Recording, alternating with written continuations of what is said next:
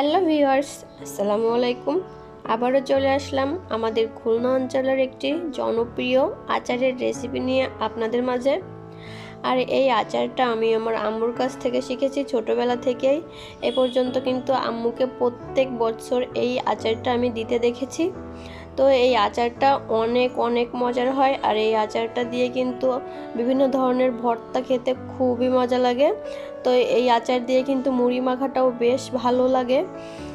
তো আমার আম্মু কিন্তু প্রত্যেক বছর এই আচারটা তৈরি করে থাকে। যেহেতু আম্মু অনেক দূরে থাকে, সেজন্য আম্মু সবসময় এটা আমাকে দিতে পারে না, সেজন্য আমি নিজেই আম্মুর রেসিপিতে তৈরি করে নিয়েছি আর আপনাদের সঙ্গেও কিন্তু শেয়ার করে ফেললাম। তো এখানে আমি দেখুন প্রায় 2 কেজি পরিমাণ আম নিয়ে নিয়েছি। আর এই আচারটা তৈরি করতে আমের পরিমাণটা একটু বেশি লাগবে, যেহেতু আমটা কুচিয়ে রোদে শুকাতে দেওয়া হবে, সেজন্য আমের পরিমাণটা কমে যাবে, সেজন্য আমটা বেশি পরিমাণে নিতে হবে। তো এখানে আমি 2 কেজির বেশিই কিন্তু আম নিয়ে নিয়েছি। আর এখন আমগুলো আমি খোসা ছাড়িয়ে খুব সুন্দর করে কুচি কুচি করে কেটে নিব। আর এখানে দেখুন আমি আচারটা তৈরি করার জন্য পেঁয়াজ আর রসুন নিয়ে নিয়েছি পরিমাণ মতো। তো এই পেঁয়াজ রসুনও কিন্তু আমি কুচি কুচি করে কেটে নিব। দেখুন আমি আমগুলো খুব সুন্দর মতো এভাবে করে কুচি কুচি করে কেটে নিয়েছি। অনেকে কিন্তু এই আমটাকে ঝুরি আচার বলে বা আম তেল বিভিন্ন নামে বলে থাকে। আর পেঁয়াজ রসুনগুলোও কিন্তু দেখুন আমি এভাবে করে কেটে নিয়েছি, দেখেই বুঝতে পারছেন। আর এখন এগুলোর ভিতরে আমি কয়েকটা মশলা ইউজ করব। তো এখানে আমি একটি গামলায় নিয়ে নিয়েছি, এখন দিয়ে দিব স্বাদ মতো লবণ। আর এখানে লবণের পরিমাণটা একটু বেশি দিতে হবে।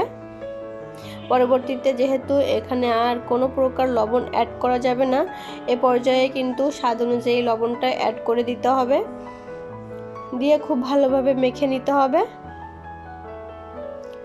দেখুন আমি লবণটা দিয়ে মেখে কিছুক্ষণ একটা স্ট্রেনারে রেখে দিয়েছিলাম, এক্সট্রা যে এই আমের পানিটা সেটা ঝরে যাওয়ার জন্য। তো আমি আবারও গামলার ভিতরে ঢেলে নিয়েছি। আর এখানে দিয়ে দিলাম 1 টেবিল চামচ পরিমাণ জিরা বাটা। আপনারা চেষ্টা করবেন জিরাটা বেটে দেওয়ার জন্য, এতে করে এর ফ্লেভারটা খুবই ভালো আসবে। আর দিয়ে দিয়েছি 1 টেবিল চামচ পরিমাণ হলুদের গুঁড়া, দিয়ে খুব ভালোভাবে মেখে নিব।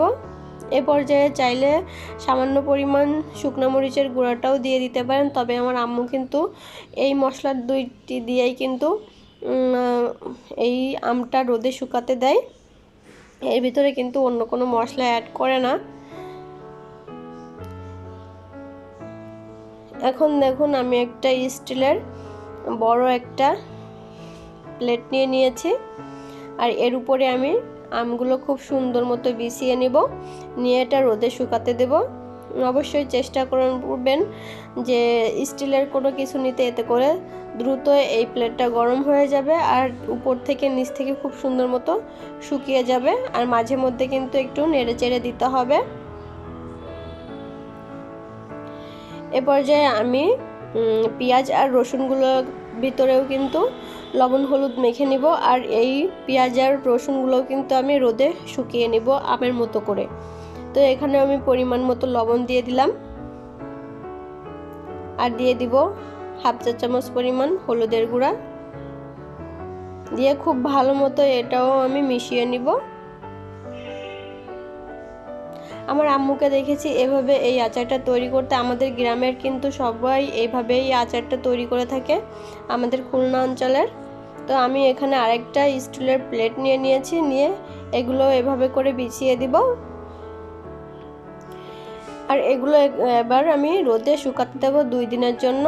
আর এটা কিন্তু খুব বেশি শুকানো যাবে না, এর গায়ের ভিতরে যে পানিটা থাকবে ওই পানিটা পুরোপুরি শুকিয়ে নিতে হবে। তবে একদম শুকিয়ে কড়কড়ে করা ফেলা যাবে না, দেখে বুঝতে পারছেন।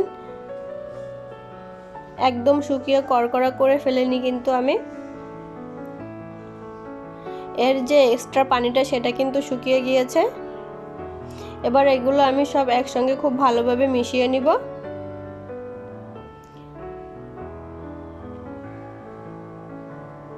এখন আমি একটি কাচের জার নিয়ে নিয়েছি, আর অবশ্যই এই আচারটা কাচের জারেই করতে হবে। তো এই কাঁচের জারের ভিতরে আমি আম আর পেঁয়াজ রসুনের যে শুকনাটা করে নিয়েছিলাম সেটার ভিতরে ঢুকিয়ে নিব।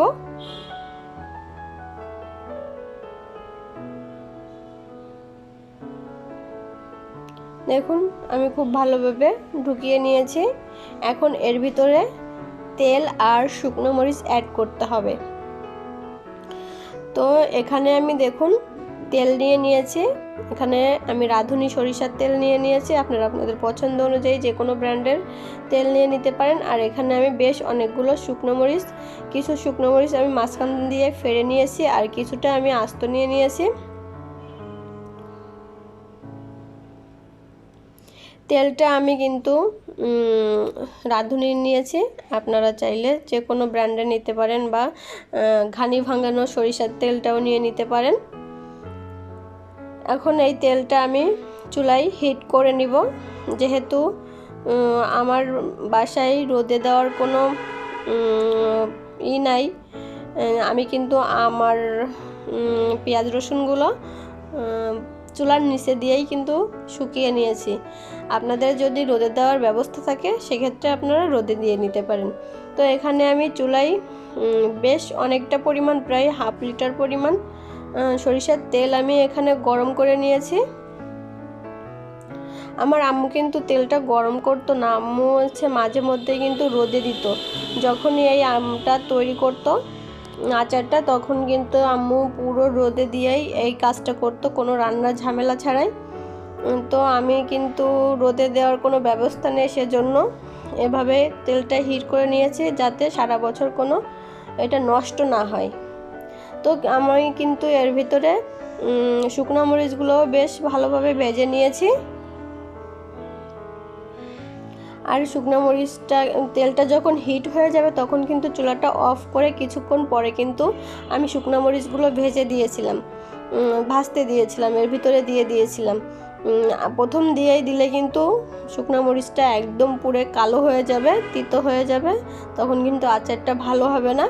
তো এই তেলটা যখন ঠান্ডা হয়ে আসবে পুরোপুরি তখন কিন্তু এই বয়ামের ভিতরে ঢেলে দিতে হবে। তো আমি একটা চামচের সাহায্যে কিন্তু এই আমের ভিতরে তেলটা ঢেলে দিব।